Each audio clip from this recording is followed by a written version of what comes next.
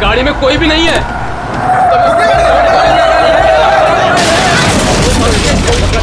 पेड़ से जाके ठोकी थी गाड़ी। आजा।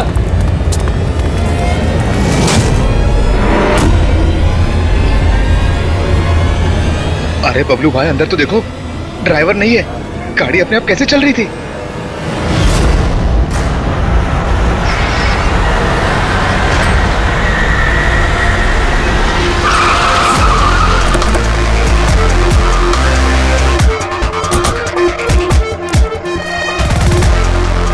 सलाम साहब।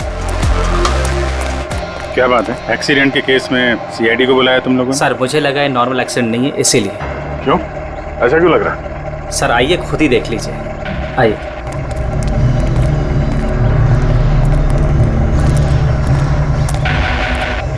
सर दरवाजा खुल नहीं रहा था, बड़ी मुश्किल से हमने खोला इसे।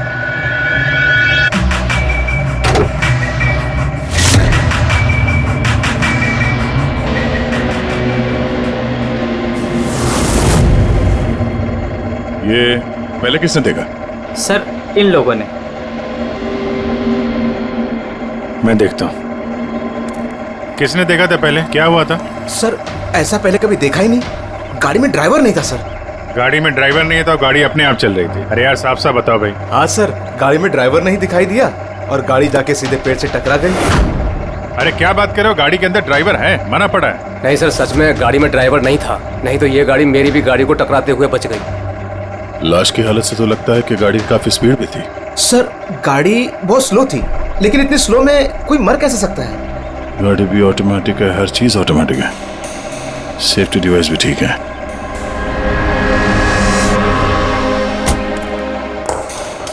ये लोग तो बोल रहे हैं कि इन लोगों ने इसे ड्राइव करते हुए देखा ही नहीं।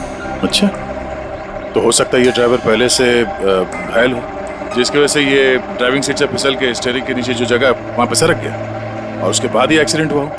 शायद इसीलिए नहीं दिखा होगा। कुछ पता चला कौन है? कुछ आईडी वगैरह? अरे हाँ, इसका नाम अमन है और उसका मोबाइल है बुरी तरह से टूट गया। और एक बात अभिजीत, ये गाड़ी ऑटोमेटिक है, ये देखो इंजन अभी भी ऑन है, ऑफ नहीं हो रहा है। हो सकता है जब ये एक्सीडेंट हुआ हो उसकी वजह से जो इम्पैक्ट हुआ उससे ये कार का कंप्यूटर क्रैश हुआ। यार ये लोग तो बोल रहे हैं कार बहुत स्लो थी जब टकराई। ऐसा इम्पैक्ट? कहीं कार के साथ कुछ छेड़छाड़ तो नहीं की गई? हो सकता है। ठीक है, गाड़ी को पुलिस गैराज भेजते हैं और इसको फोरेंसिक लैब। मैंने इस गाड़ी को अच्छी तरह से चेक किया है। इस कार को मॉडिफाई किया गया है, एक्स्ट्रा सेफ्टी फीचर्स दिए गए हैं। एक्स्ट्रा सेफ्टी फीचर्स जैसे कि? जो आम गाड़ियों में होता है उससे कहीं ज्यादा, जैसे कि एक्स्ट्रा एयर बैग्स, अच्छी क्वालिटी के शॉकअप्स, ज्यादा मजबूत कांच और अच्छी क्वालिटी के ज्यादा मजबूत सीट बेल्ट।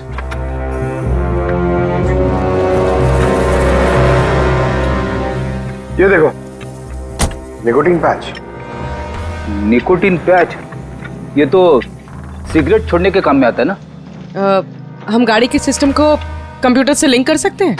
जी हाँ मैडम, एक मिनट।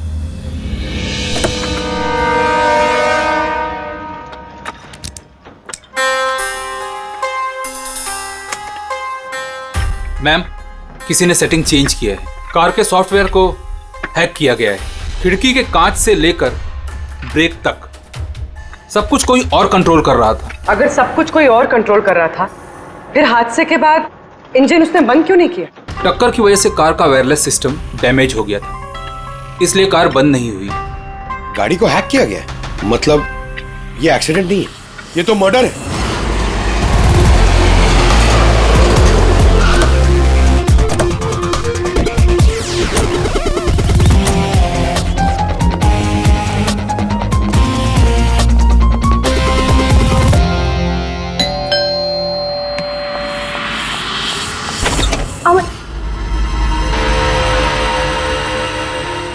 आप लोग?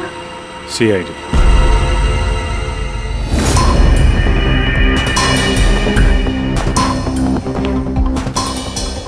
अरे इस आदमी पर कोई टैंकर चढ़ गया था क्या?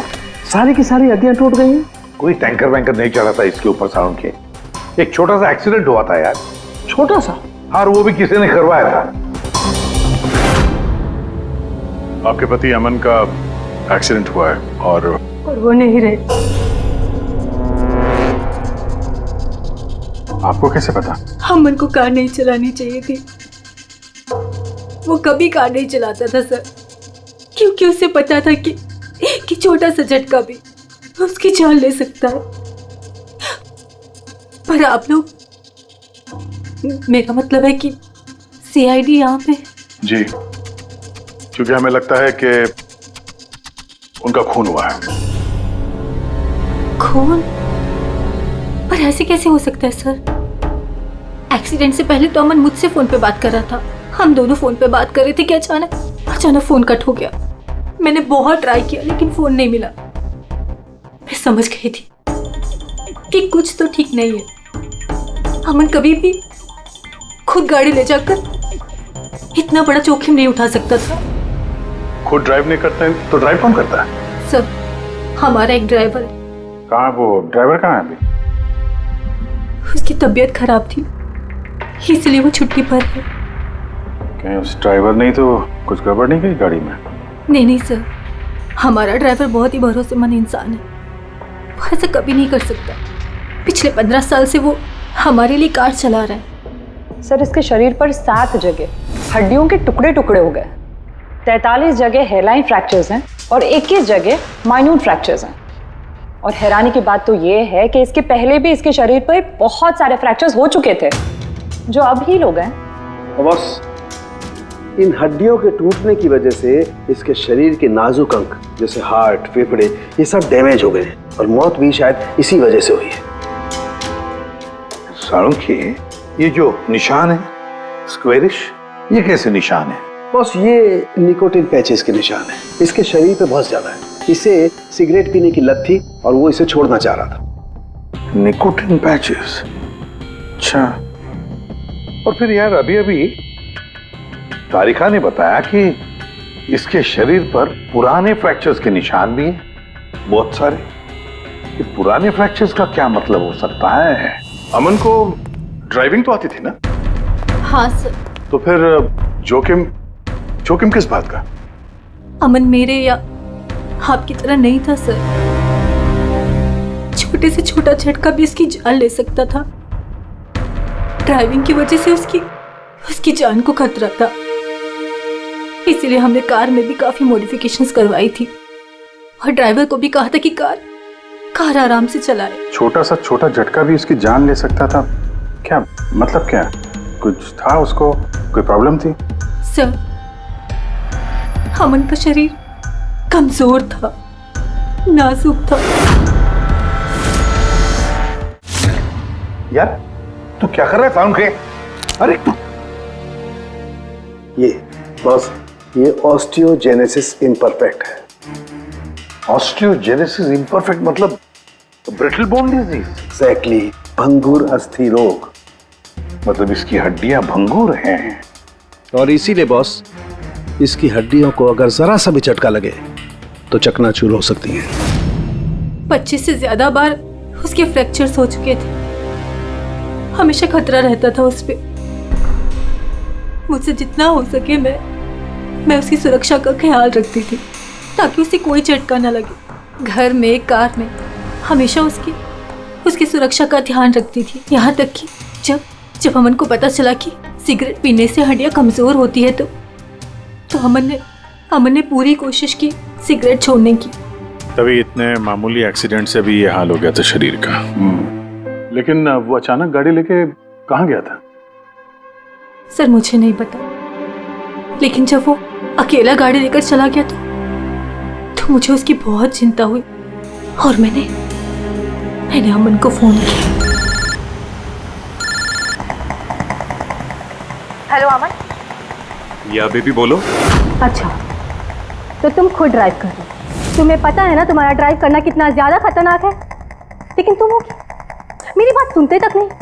वैसे ऐसा कौन सा जरूरी काम था जिसके लिए तुम खुद गाड़ी लेकर निकल गए? ड्राइवर तक का वेट नहीं किया गया तुमसे। जरूरी था स्वीटहार्ट, लेकिन तुम परेशान मत हो, मैं गाड़ी आराम से ही चला रहा हूँ। अमन, मुझे ऐसा क्यों लग रहा है कि तुम मुझसे कुछ छुपा रहे हो? देखो सुप्रीति, मैं मानता हूँ कि मैं सारी बातें तुमसे शेयर नहीं कर पा रहा, लेकिन इसका मतलब ये नहीं कि तुम उलझुल बातें सोचने लग जाओ। है कुछ प्रॉब्लम्स, मैं उन्हें सॉल्व कर लूँ, फिर तुम्हें सब कुछ बता दूंगा। प्रॉब्लम्स? तुम अभी क्यों नहीं बता सकते मुझे? क्योंकि ये सब खतरनाक है, वो लोग बहुत खतरनाक हैं। मैं तुम्हें नहीं बता सकता। खतरनाक लोग? Oh no. Aman, Aman, hello. कौन सा प्रॉब्लम? और ये किन खतरनाक लोगों की बात कर रहे थे वो? कुछ पता है आपको? सर मैं कुछ नहीं जानती। अमन की किसी से कोई दुश्मनी, कोई बिजनेस राइवलरी वगैरह? इस बारे में मुझे कुछ भी पता नहीं, लेकिन हाँ मयंक और नेहा आपकी शायद कुछ मदद कर सकते हैं। मयंक और नेहा? ये कौन है ये लोग? मयंक पेशे से एक वकील है और अमन का दोस्त भी, और नेहा अमन की सेक्रेटरी थी। अच्छा, ये मयंक का ऑफिस कहाँ है? अमन सर का खून? आप? मैं नेहा, अमन सर की सेक्रेटरी। लेकिन अमन की मौत तो एक्सीडेंट में हुई है ना? जी हाँ, मौत तो एक्सीडेंट में हुई है, लेकिन एक्सीडेंट अपने आप नहीं हुआ है। करिए बताइए कि आप दोनों मिस्टर अमन को कब से जानते हो? मतलब कब से काम कर रहे हो उनके साथ? सालों से। हम लोग साथ में काम ही नहीं करते थे, बल्कि बहुत अच्छे दोस्त भी थे। अमन की बीमारी की वजह से ज़्यादातर बिजनेस वगैरह मैं ही हैंडल करता था। और नेहा जी आप? सिर्फ मैं और मयंक सर ही तो थे, अमन सर का पूरा बिजनेस संभालते थे। वैसे बिजनेस क्या है उनका? इन्वेस्टमेंट का बिजनेस है। हम लोग अलग अलग कंपनीज में पैसे लगाते थे, और जब वो कंपनीज में मुनाफा होने लगे तो अपना परसेंटेज वापस ले लेते थे। ऐसी 50 कंपनीज है जहाँ पर पैसे लगाए थे अमन ने। किस तरह का कंपनीज में इन्वेस्ट करते थे ये? वैसे तो कई सारी कंपनीज में पैसे लगाए थे, लेकिन उनकी सबसे ज़्यादा दिलचस्पी 20-30 फार्मास्यूटिकल्स कंपनीज में थी। फार्मा कंपनी या दवाइयों की कंपनी? जी, ये कंपनीज बहुत नुकसान में चल रही थी, लेकिन आपको तो पता ही होगा अमन की बीमारी के बारे में। और ये कंपनीज उसी बीमारी का इलाज निकालने की कोशिश कर रही थी, और अमन का सपना था कि इस बीमारी का इलाज संभव हो जाएगा तो किसी और को वो तकलीफ नहीं उठानी पड़ेगी जो उसे थी। और सर अभी तो उन कंपनीज में फ़ायदा भी होना शुरू हो गया था। कोई दुश्मनी, किसी से कोई लड़ाई झगड़ा? नहीं सर, ऐसा तो कुछ नहीं था। अगर कुछ होता तो वो मुझे ज़रूर बताते थे। अमन की वाइफ का कहना है कि पिछले कुछ दिनों में वो परेशान लग रहा था। आपको जानती? परेशान तो थे, मगर मुझे कुछ बताया नहीं। मुझे लगा काम का प्रेशर होगा बस। आपने बताया था कि दवाइयों की कंपनी जो नुकसान में चल रही थी, उनमें से कुछ को फायदा होने लगा था। सबको नहीं सर, शायद एक को। मुझे उसकी डिटेल चाहिए। जी, मुझे अकाउंट चेक करना होगा। ठीक है।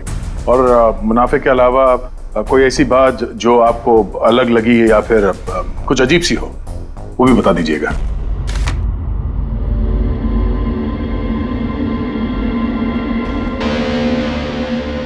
ये जादव है सर, अमन का ड्राइवर।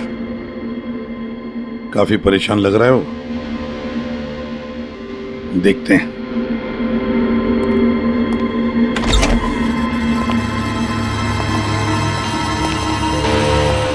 जादव? जी सर। अमन के ड्राइवर है ना? जी सर। क्यों, छुट्टी पर क्यों गए थे तुम?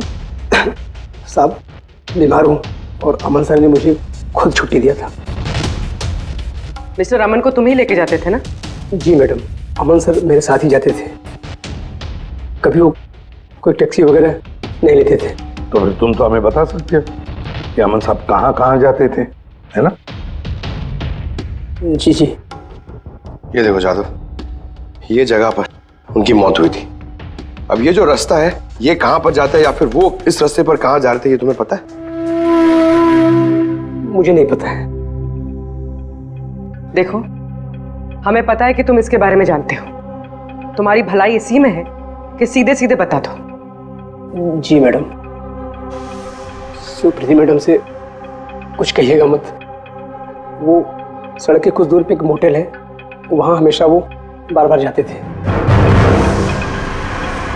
मोटेल में बार बार जाते थे? क्यों, इससे मिलने जाते थे? जी साहब, एक मैडम थी।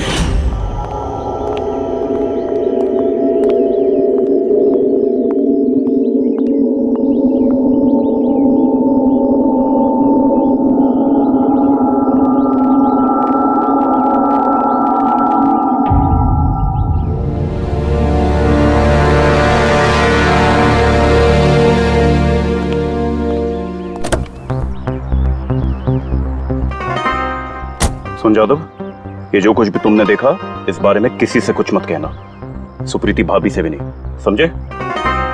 ओके? जी सर। मैडम थी, मतलब अमन का उस औरत के साथ चक्कर चल रहा था। जी छोटी मुंह बड़ी बात, साहब छुप छुप के उस मैडम से अगर मिलते थे तो इसका मतलब तो यही निकलता है। अमन उस औरत से मिलने जा रहा था जब यह हादसा हुआ। तो हो सकता है वो औरत अब भी वहीं पर हो, उसी मोटल में। चलकर मिलना पड़ेगा इस औरत से।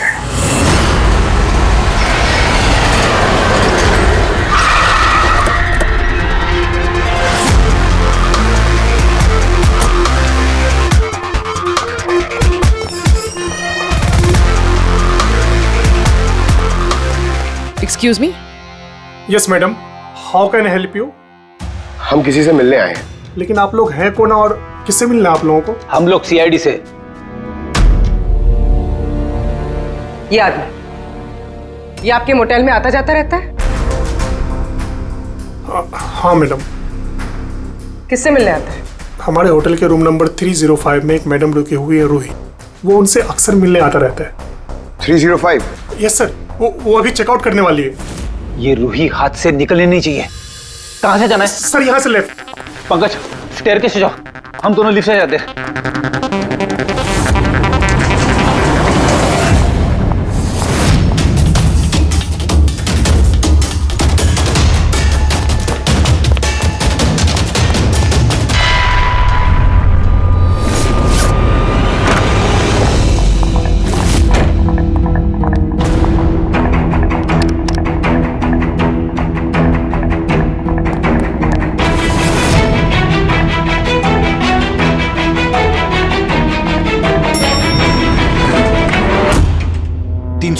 सर उधर।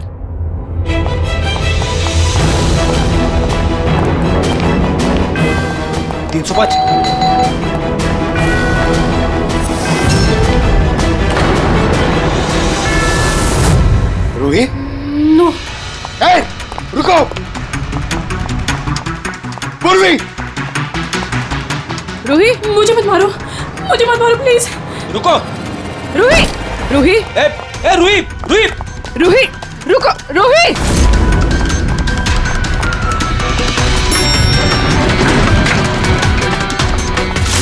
रुक जा!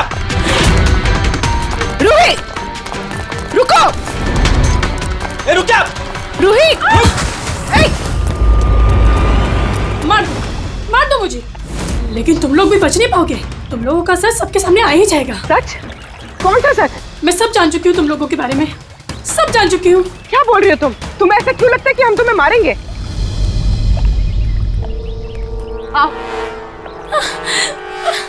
कौन सा सच? रूही, हम सीआईडी से। सीआईडी?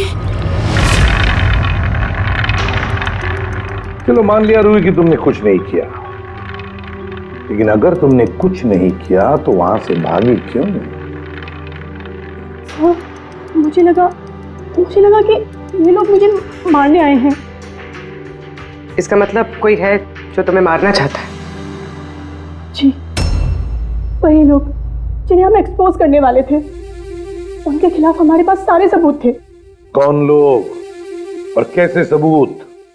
हाँ बताओ।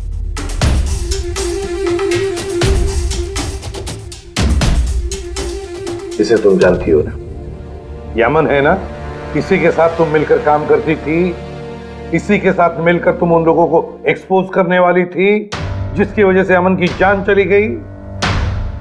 देखो री, अब शायद तुम्हारा नंबर है, वो लोग तुम्हें मारेंगे। सर मैं मरना नहीं चाहती, मैं मरना नहीं चाहती सर। तो फिर बताओ जल्दी, कौन लोग हैं वो? उनका राज छुपाने से वो तुम्हें छोड़ेंगे नहीं। सर,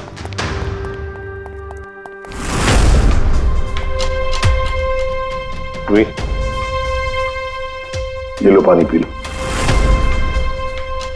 पियो। और मैंने जो कहा ठंडे दिमाग से सोचो, अपने बारे में सोचना जरूर। मैं आता हूं।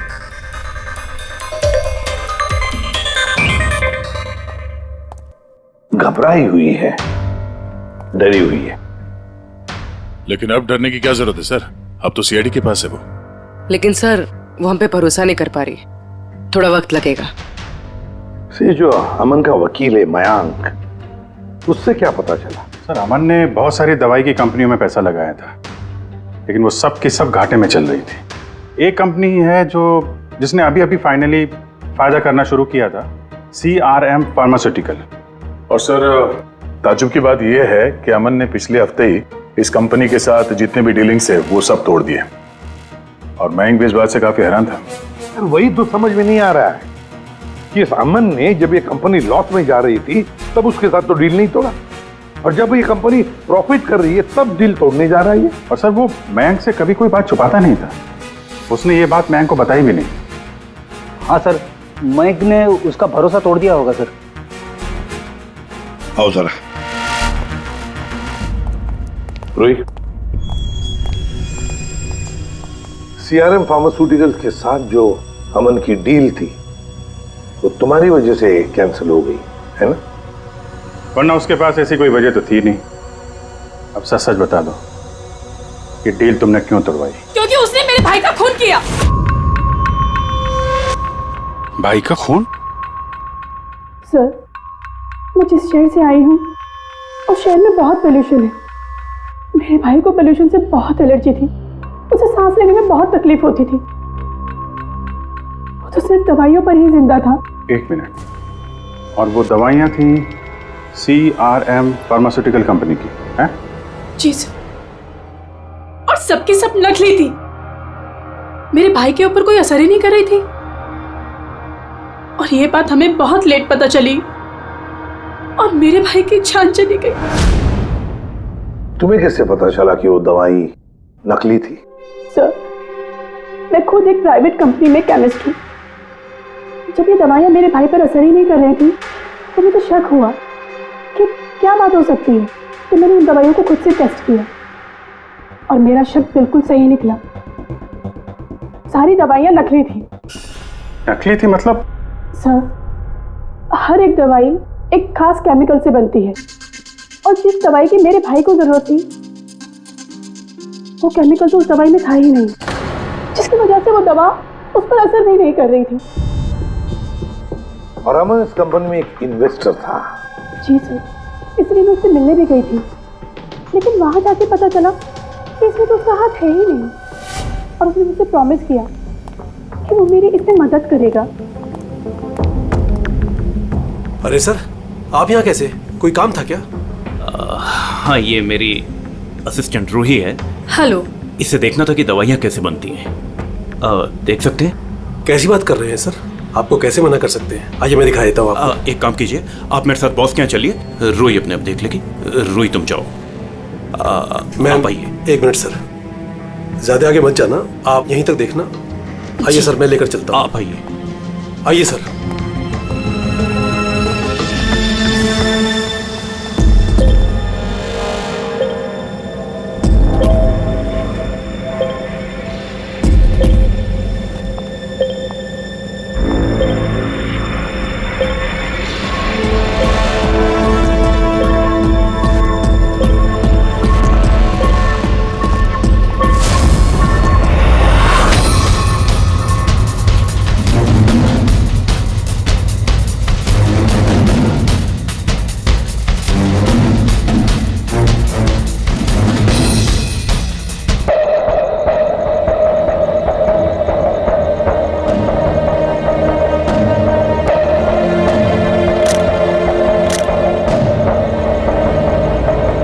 ये तो वही केमिकल है, लेकिन ये लोग यहाँ से बाहर क्यों लेके जा रहे हैं? फिर हमने सारे सबूत जुटा लिए थे और सारे सैंपल्स भी टेस्ट किए थे। एक बात तो पक्की है कि सामन की मौत और CRM फार्मास्यूटिकल्स का कोई ना कोई संबंध जरूर है। कुछ ना कुछ तो गड़बड़ जरूर है। बॉस, इतनी सुरक्षित कार होने के बावजूद इसकी हड्डियां कैसे टूटी ये पता चल गया। अच्छा सर, अमन के खून में से हमें एक ऐसा केमिकल मिला है जिससे एपिलेप्टिक फिट्स आते हैं, मिर्गी का दौरा। माय गॉड, यार अमन को तो ब्रिटल बोन डिजीज था। मिर्गी का दौरा आ जाके वो गिर जाता, उसकी हड्डियां टूट जाती, इसी की वजह से इसकी मौत हुई है। ओह, तो मतलब जिसने भी ये किया वो जानता था अमन के ब्रिटल बोन्स डिजीज के बारे में, और उसे बड़े चालाकी से उसका नाजायज फायदा उठाया। पहले उसने अमन की गाड़ी का कंप्यूटर हैक किया और फिर एक्सीडेंट से पहले उसे उस केमिकल का इंजेक्शन दिया जिसकी वजह से उसे मिर्गी का झटका आ जाए। उसे मालूम था अमन किसी भी हालत में बच ही नहीं सकता। अगर मिर्गी का झटका आ जाता तो वो गिर जाता, जिसकी वजह से उसकी हड्डियां टूट जाती और वो मर जाता। अगर उसमें से भी बचता तो कार के एक्सीडेंट में से तो बच ही नहीं सकता था वो। समझ कि मिर्गी का दौरा पड़ने वाला जो ड्रग है कितनी देर बाद असर करता है? बस कुछ घंटे तो लगते हैं। मतलब ये ड्रग अमन को एक्सीडेंट से कुछ घंटे पहले ही दिया गया था। सर कहीं ऐसा तो नहीं कि किसी ने इसे नींद में इंजेक्शन दे दिया हो सकता है। बस एक काम करते हैं, इस अमन की बॉडी को फिर से एक बार अच्छी तरह से चेक करते हैं, देखते हैं कहीं कोई इंजेक्शन का निशान तो नहीं है। तारिका? Yes sir. अच्छा साहब, की सीआरएम कंपनी की नकली दवा के बारे में क्या पता चला? बॉस, उन नकली दवाइयों में एम्फेड्रिन नहीं है। ओह, मतलब रूही सही कह रही थी। सर ये कुछ केमिकल्स की लिस्ट है जो सीआरएम कंपनी ने पिछले महीने मंगाई थी। माय गॉड बॉस, इसमें तो वो केमिकल सबसे ज्यादा मात्रा में जो सीआरएम की दवाई में होना चाहिए था, 500 गैलन। 500 गैलन तो बहुत बड़ी गड़बड़ है, बहुत ही बड़ी गड़बड़ है। पंकज, अभिजीत और दया से कहो कि वो सीआरएम कंपनी में जाए और वहां से मुझे फोन करें। और फ्रेडी, तुम और पूर्वी अमन के घर जाओ और पता लगाओ एक्सीडेंट के दिन अमन से कौन कौन मिलने आया था। इंजेक्शन? सर, अमन तो इंजेक्शन से बहुत डरता था। ऐसा हो ही नहीं सकता कि वो खुद को इंजेक्शन लगा ले। अपने आप नहीं लगवाया होगा तो किसी डॉक्टर से लगवाया होगा। नहीं सर, अमन तो इंजेक्शन के नाम से कोसों दूर भागता था और उसकी हेल्थ बिल्कुल ठीक थी। अगर कोई भी प्रॉब्लम होती तो वो कम से कम मुझे बताता। किसी और से नहीं लगवाया, खुद नहीं लगाया, तो फिर वो केमिकल उसके खून में पहुंचा कैसे? अच्छा बता सकती है, घर से निकलने से पहले अमन किस किस से मिला? मयंक और नेहा आई थी उससे मिलने। और हाँ मैम, एक आदमी आया था अचानक से, जसवंत। अब जसवंत? ये जसवंत कौन है? जी, जसवंत सीआरएम कंपनी का सीईओ है और अमन ने उसकी कंपनी में पैसे इन्वेस्ट किए थे।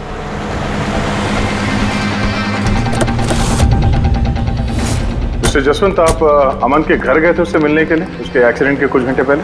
जी सर, मैं गया था लेकिन मिल नहीं पाया था। तो दरअसल उनकी वाइफ ने मुझे बताया कि वो सो रहे, तो मैंने सोचा वो शायद मुझे अवॉइड करना चाहते होंगे, तो मैं वापस चला आया।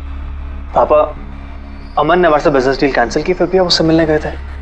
जी बेटा, क्योंकि मैं उनको वापस लाना चाहता था। सर वो हमारी नई यूनिट के लिए बहुत जरूरी था। तो जसवंत जी, जब आप अमन से मिलने उसके घर गए तो वाइफ सुप्रीति के अलावा वहां कोई और भी था? मैं जब गया तब तो वहां कोई नहीं था, लेकिन हाँ जब मैं वहां से निकला तो उनके लॉयर मिस्टर मयंक और सेक्रेटरी नेहा, वो दोनों जरूर उनके घर आए थे। अच्छा, ठीक है, thank you very much. Boss, ये देखो, ये निकोटिन पैच का हिस्सा, और यहाँ पर देखो ये इंजेक्शन का निशान। खूनी ने यहीं से वो मिर्गी के दौरे वाला इंजेक्शन इसे दिया है। इसका ये हिस्सा सुन्न करके, हाँ, और वो इस पैच के जरिए। इसे इमला पैच कहते हैं। इमला पैच? ये बच्चों को इंजेक्शन लगाने से पहले लगाते हैं ताकि वो पर्टिकुलर एरिया सुन्न पड़ जाए और उन्हें दर्द ना हो। अब बस ये इमला पैच और ये निकोटिन वाला पैच, ये देखो बस, ये दोनों पैच एक जैसे दिखते हैं, बिल्कुल एक जैसे। हाँ, खूनी ने इस निकोटिन वाले पैच की जगह ये एमला पैच इसके हाथ पर लगाया, इसके हाथ का ये हिस्सा सुन्न कर दिया और बाद में मिर्गी के दौरे वाला इंजेक्शन यहाँ से लगा दिया, शायद तब जब वो सो रहा था। हाँ सर, ये कर कौन सकता? जसवंत तो एक हफ्ते से अमन को मिला भी नहीं। तो फिर सर वो मयंक या फिर नेहा, वो तो नहीं। पंकज, ये खेल कौन खेल रहा है तो हम पता लगा ही लेंगे। अब हम भी एक खेल खेलेंगे, एक ऐसा खेल जिसमें जीत सिर्फ हमारी ही होगी, हमारी जीत।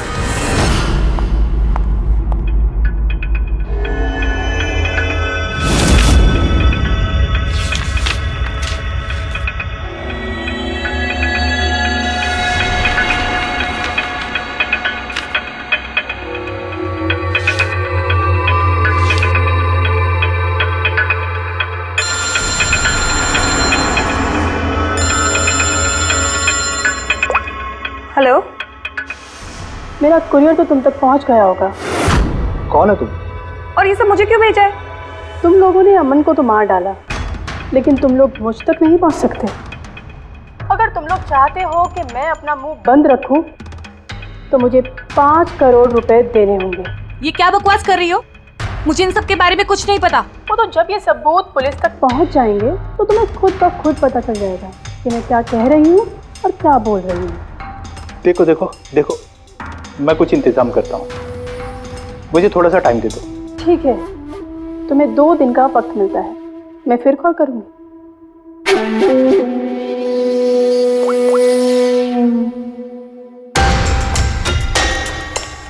तो मास्टरमाइंड ये मयंक है।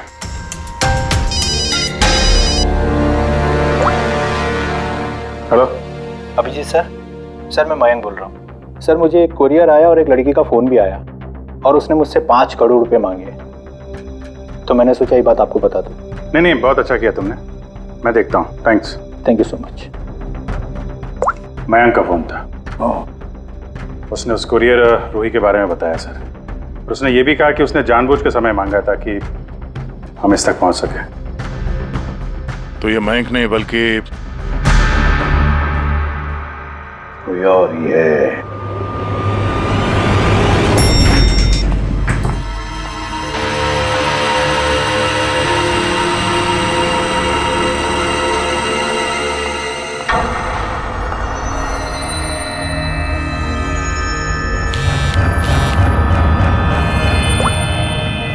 हाँ सर। पूरी इस नेहा पर नजर रखी है ना तुमने? हाँ सर, वो अभी अभी यहाँ से निकली है। कड़ी नजर रखना पूर्वी, बिल्कुल कड़ी नजर। अपनी नजरों से ओझल मत होने देना उसे। ये नेहा ही हमें उस खूनी तक पहुंचाएगी। सर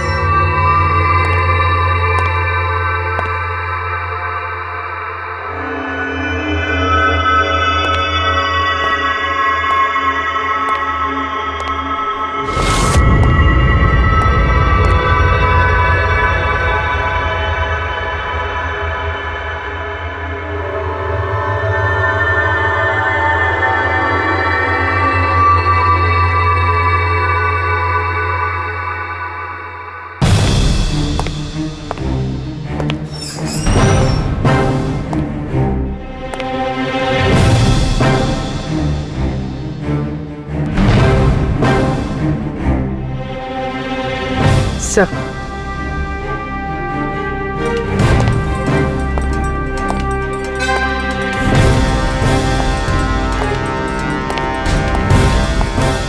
क्या हुआ, इतनी जल्दी में क्यों बुलाया? क्या है ये सब? ये सब क्या है? तुमने तो कहा था कि किसी को कुछ पता नहीं चलेगा। फिर हमारे बारे में ये लड़की सब कुछ कैसे जानती है? डोंट वरी बेबी, मैं सब संभाल लूंगा। मैं हूं ना, जैसे उस अमन को ठिकाना लगाया वैसे इस लड़की को भी ठिकाना लगा दूंगा। तुम टेंशन मत लो, ओके?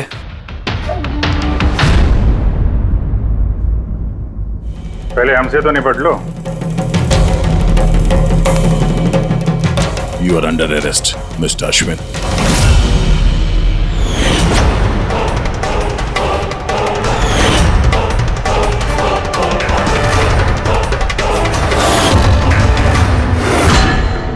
अश्विन के पास तो वजह थी, तुमने अपने बॉस का खून क्यों किया?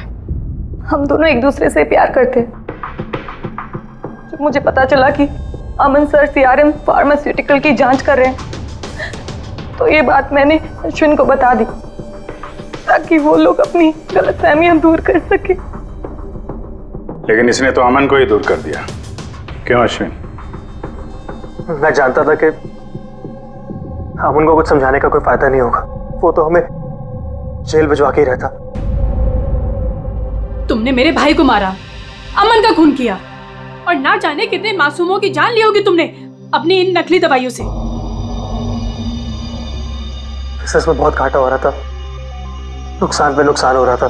डैड नहीं मानते, इसलिए उनको बिना बताए मैंने केमिकल्स को नॉर्थ इंडिया के प्लांट में बेचना शुरू कर दिया। उससे हम नशा बनाते थे, थोड़ा प्रॉफिट हो ही रहा था। अमन ने सारा खेल बिगाड़ दिया। सिर्फ फायदे के लिए दवाइयों की जगह पे तुम ये जहर बनाने लगे थे, हाँ? मुझे कंपनी की हालत पता थी। मैंने अमन सर को अश्विन से मिलाया था ताकि वो कंपनी में इन्वेस्ट करके उसे डूबने में बचा सके। और अमन खुद को तुम लोगों से बचा नहीं पाया। ये सब कुछ मैंने अपने प्यार के लिए किया। मेरे अलावा कोई ये कर नहीं सकता था क्योंकि वो अपने निकोटीन पैच मुझे से मंगाते थे।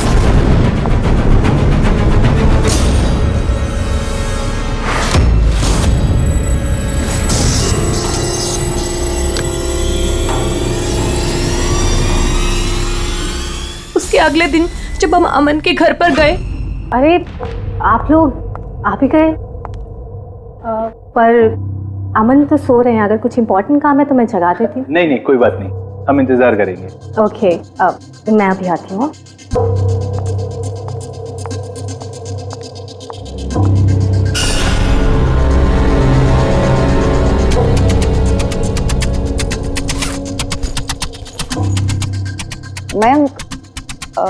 मैं जरा वॉशरूम होकर आऊं।